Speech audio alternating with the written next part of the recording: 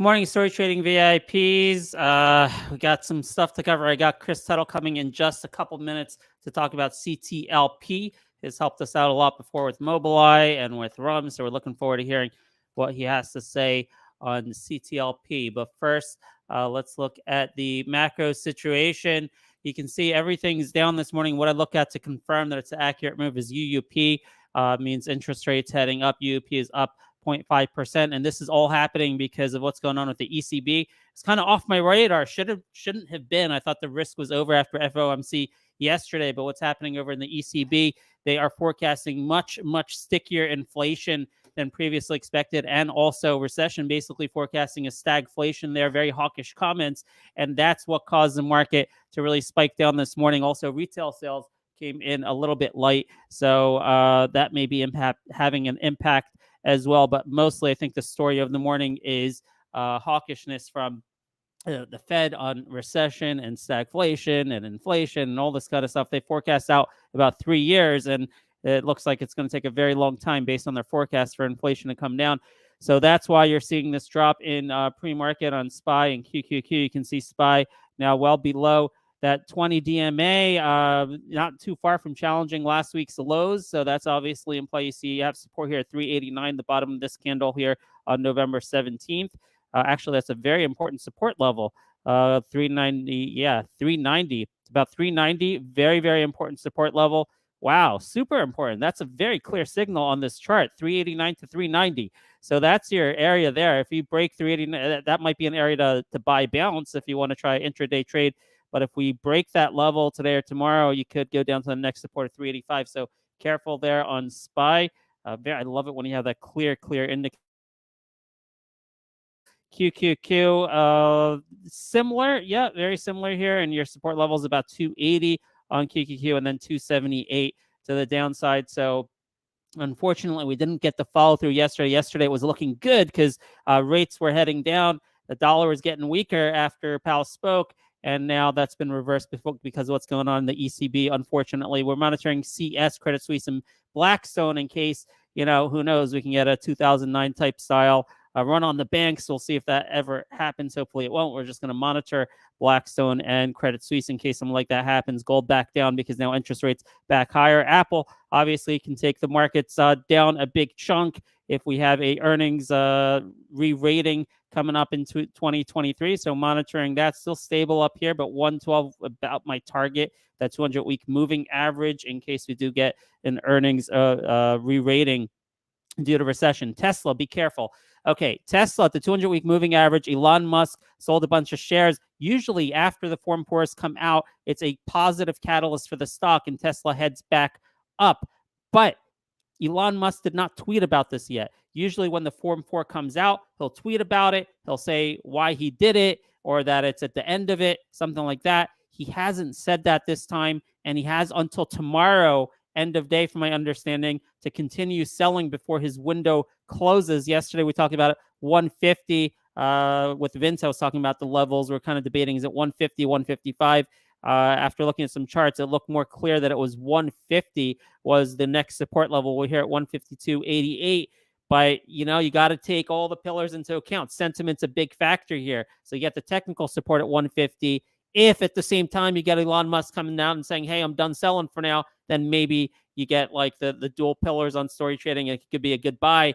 But if he stays silent, I don't know. But in any case, the period for him to sell ends Friday. Next week, he can get a relief rally. So the risk reward obviously is improving as the stock drops lower. So 150 is that support level I'm looking at next. Clearfield, big pop this morning because Cramer on his show last night gave it as an endorsement. Last week, he said, hey, I don't know about this stock. I didn't hear about it. I had to do my homework. He did his homework, and he came back and gave some very glowing remarks. I was able to finally see the video in full early this morning. I was trying to record it on my phone. Didn't quite work out, so I'll try to do that later for you guys. But this one, very excited about here. 50 DMA, 108. The market maybe could drag it down this morning. This one is something I think you can buy the dips and obviously sell the rips there. 50 DMA 108, and then you have the 20 DMA at 113. I'm holding most of my position for earnings based on the interview we did with the Clearfield CEO. I'm thinking we're going to get another blowout and we head back towards 130, but definitely trading opportunities in here today. This one has relative strength, not only yesterday, but of course this morning you're seeing the relative strength. Some bad news out with BioCris. You can check Zach's notes in the BioCris room and in the VIP trading room for his thoughts on BioCris. SOFI going down with the market this morning. Yesterday, we actually traded this, had a couple of good trades. I forgot to mention it yesterday morning after the CEO, but I'm not really too bullish on the stock longer term, although it does have a little bit of a MACD flip here. So maybe it's all about execution. If you can find your intraday spots, maybe you can get a positive trade in a stock like SOFI. I want to bring Plug to your attention because Plug, I've known this stock for like 20 years. It is actually one of the very first stocks. The two stocks that I ever did good in-depth DD on over 20 years ago was Plug Power and Zynex. These were both microcap companies at the time, and I spoke to the CEOs. So they've always been on my radar. Now, I've avoided Plug because it looked like you can see how overvalued it got into the 70s. Now here at 15, there's been a couple catalysts in the last couple days, and I'm not saying I like this stock yet, but I'm just bringing it to your attention. You can see the news with Nicola this morning, and yesterday there was a very nice analyst report that I shared with you this morning with a big price target of like $28. Don't know where it is in the news feed here, but you can see it in the VIP trading room. I made it a PDF. I put it in there, the analyst report. So a bunch of catalysts. It's been kind of holding this double low support level here at 1250. So I'm just putting this out there. If you're into this stock, if you know about this hydrogen economy, their fuel cell economy they're trying to build, let's collaborate on Plug. I may be interested at some point in taking a position into Plug. Real quick before we get to CTLP, just we're going to be monitoring Chewy today.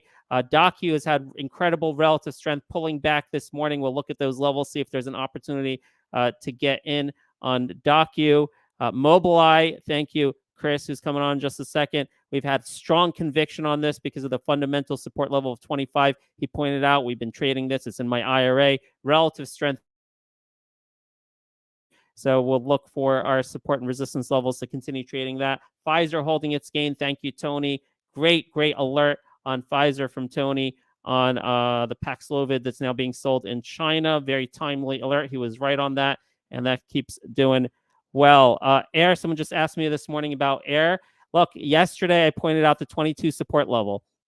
And if you picked it up there at the 50 DMA, that would have been a good intraday trade, right? As far as like a longer term swing position, I'm still holding off a little bit. I have a long-term core, but I think the technicals look a little bit weak. I'm really the performance and the volume since that news came out of this second large customer, not very good. And I told you, I spoke to Gain Erickson, and it's not the same thing as the first contract, at least not yet, in terms of the immediacy of a high cadence of orders coming in to like double the company revenue. That's not what we have here yet. And that may be part of the weakness. So I'm not like chomping at the bit to jump in now. For a day trade, yeah, it's great if you pick it up at these moving average support lines and you can get a quick 50, 70 cents out of it. That's really good. The RSI 45 still dropping, the MACD pretty negative.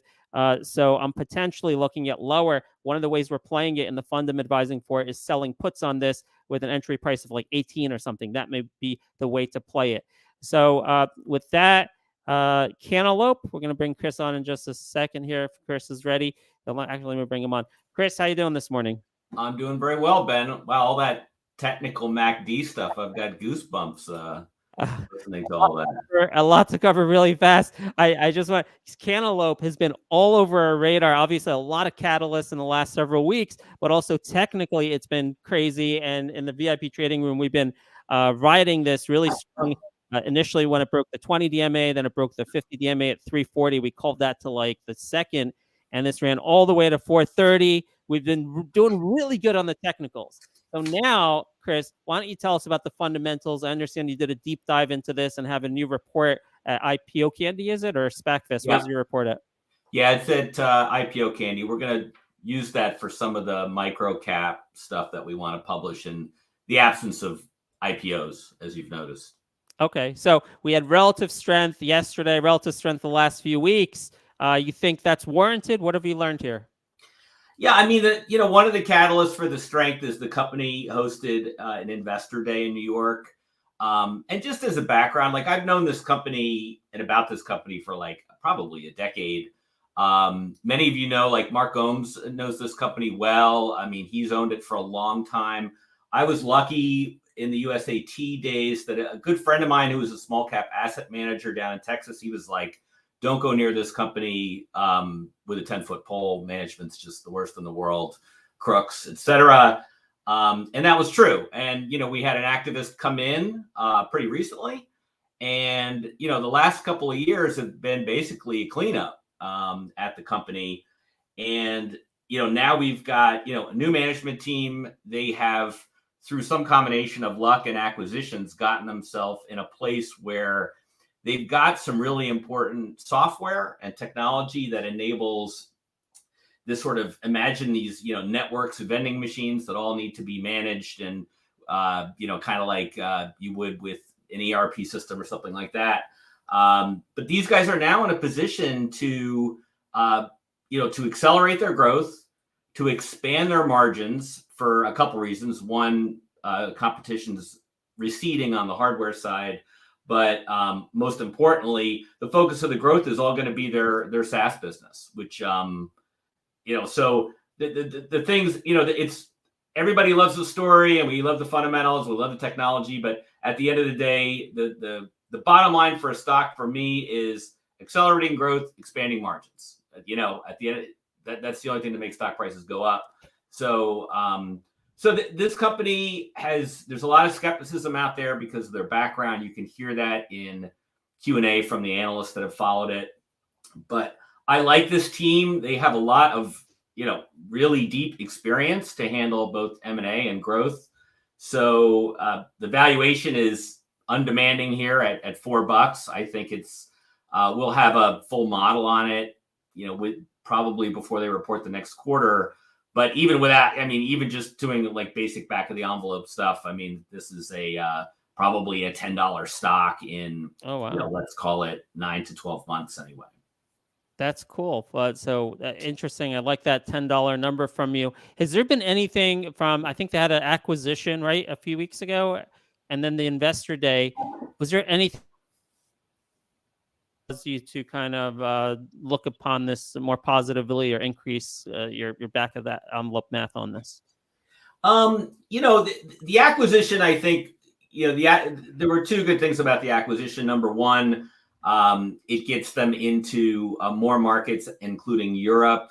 I actually think the acquisition may have been tied to a subsequent announcement where you saw that Sodexo, which is a giant company, has chosen them for a lot of their self-service retail locations. Mm-hmm. So I think there was some relationship between those things, but they also got it at a good price. It wasn't bargain basement, but it was very intelligent, smart M&A.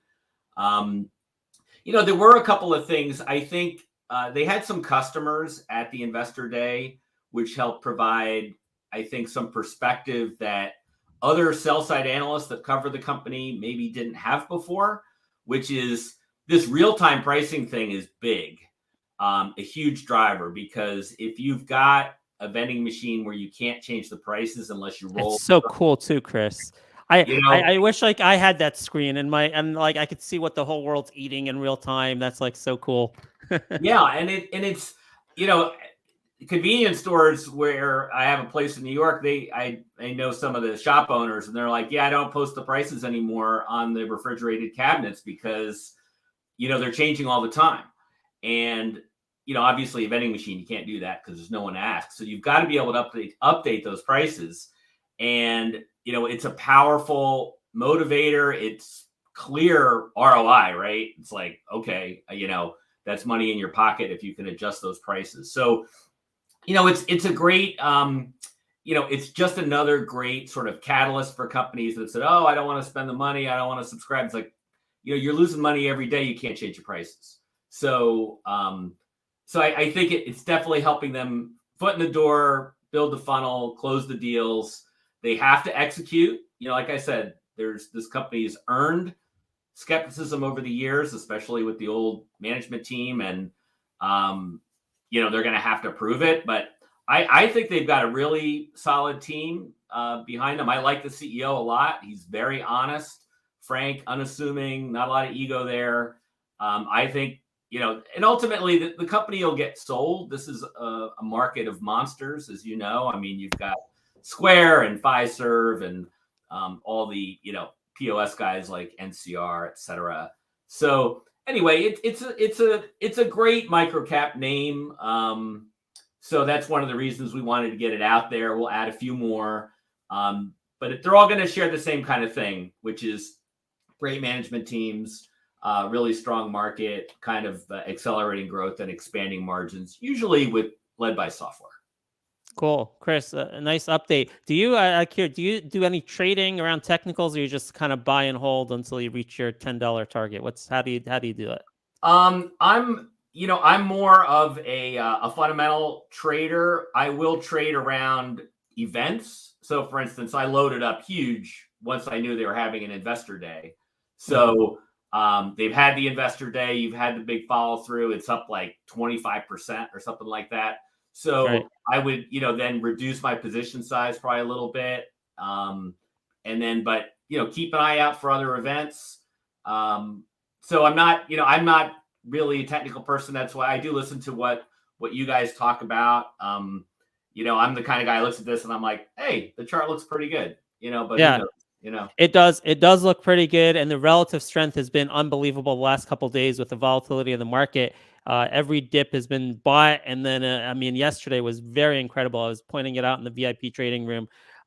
So I think here you have a relatively low RSI here at 65 relative to where it peaked last time there at 74. So that tells me it has more room to the upside. I think we're going to be challenging 430, the high that we had last week. And then potentially you can make a move towards the 200 DMA at $5. The pathway there could be very rocky because it's very hard to fight the tape in a downward market, which we have today. And who knows what's going to happen in the market. So it's going to be rocky and a little bit unpredictable, the pathway there. But I think the bias is towards the upside when you look at the daily technicals on this.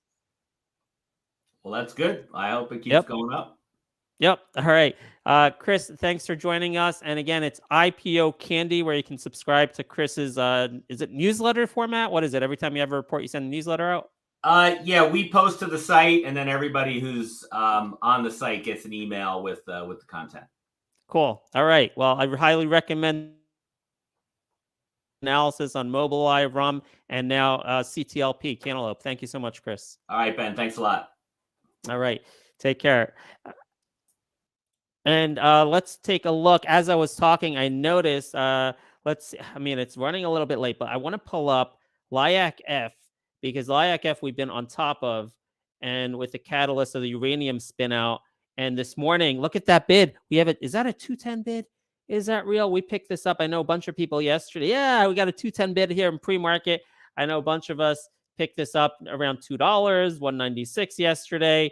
My target here is 225. Again, it's so hard fighting the tape, but relative strength here the last couple of days also in LIACF.